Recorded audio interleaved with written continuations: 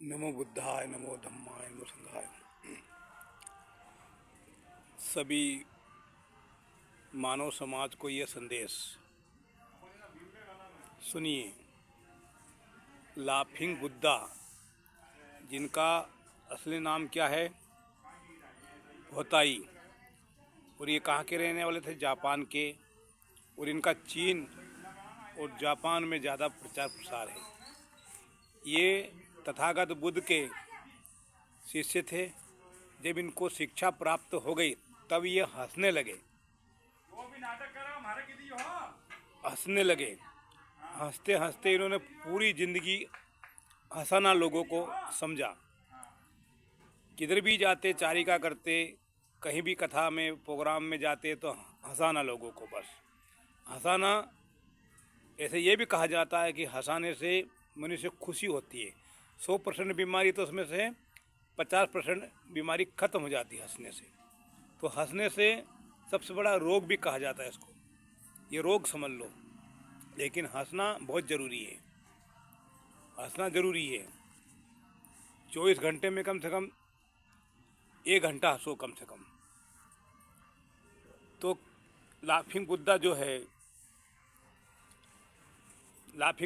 है, इनको घर के अंदर किस दिशा में रखना चाहिए? घर के दरवाजे के सामने रखना चाहिए, जस्ट सामने।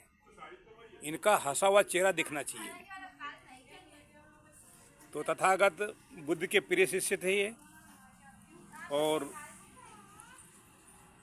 सुख, समृद्धि, हंसी के लिए, शांति के लिए इनको रखा जाता है। इनकी मूर्ति घर के अंदर होना चाहिए।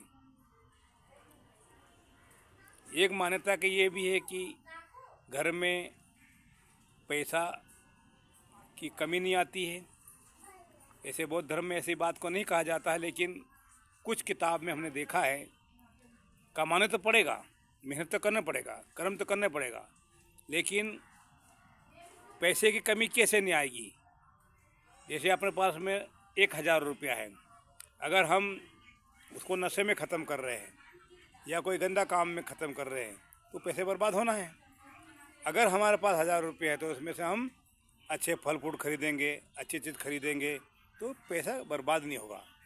पैसे की थोड़े कम तो हो जाएंगे, लेकिन खुशी रहेगी। तो ये लाफिंग बुद्धा जो खुशी के देने के लिए हैं, इनको दुकान में भी रख सकते हैं। सुख शांति के लिए है ये लाफिंग बुद्धा। तो आपको ये पता लग गया कि लाफिंग बुद्धा को किस तरह रखना चाहिए, सुख शांति समृद्धि के लिए, है ना। बौद्ध संत है ये, और होगाई, चीन की होगाई सिटी में बहुत रहे हैं ये। और गांव-गांव, नगर-नगर चारिका करते हुए सभी मानव समाज को इन्होंने जगाया कि हंस के रहो। अमीर हो या गरीब, दुखी हो या सुखी, दुख हो या खुशी हो, तो भी खुश रहना चाहिए मनुष्य को। ऐसा नहीं कि अमीर आदमी खुश रहेगा। अरे तुम्हारे पास पैसा नहीं है, धन दौलत नहीं है, तो क्या खुश नहीं रहोगे? खुश रहना है। सूखी रोटी खाकर, सूखी बाखर खाकर भी, चावल खाकर भी तुम खुश रह सकते हो।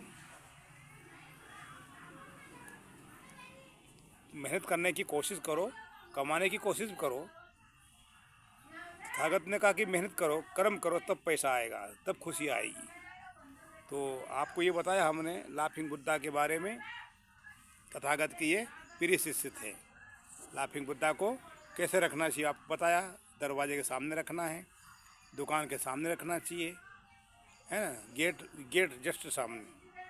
इसको बेडरूम में नहीं रखना चाहिए, किचन में नहीं रखना चाहिए इनको, है ना। इनको जस्ट रूम के सामने, जस्ट दुकान के सामने। जिससे आपका ग्राहक भी आएंगे तो खुश रहेंगे, आप दरवाजे खोलेंगे तो खुश रहेंगे, आपके बाल बच्चे दरवाजे खोलेंगे तो खुश रहेंगे। मेहमान आएगा, देखे ये क्या है, बोले ये लाफिंग बुद्धा है। ये अपना पेट दिखाते थे, लोगों को हंसाते थे। हंसना ज़रूरी है। तो ज़्यादा ना कहते हुए आपको ये उपदेश सुनाया है। वर्षावाद यानी कि चर्चावाद चल रही है।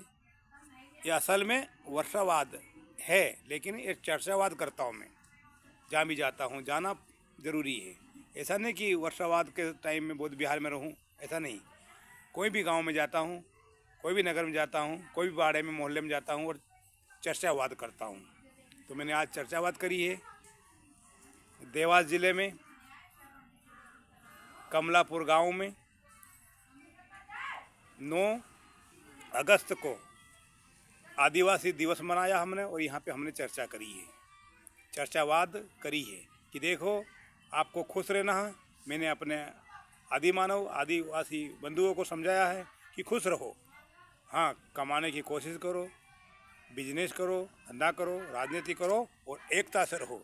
एक तीर एक कमान। ये जंगल जमीन जल अपना छे। भारत का संविधान किसने बनाया? बाबा साहब अम्बेडकर ने बनाया। टंटिया बाबा कौन छे? अमृत छे। बिरसा मुंडा भगवान कौन छे? अमृत छे, है ना। महान सम्राट अशोक कौन छे? अमृत छे। तो हमने आज ये बात रखी आपके सामने, लाफिंग बुद्धा के सामने। लाफिंग बुद्धा की बात रखी है, ग्राम कमलापुर, जिला देवास, मध्य प्रदेश में।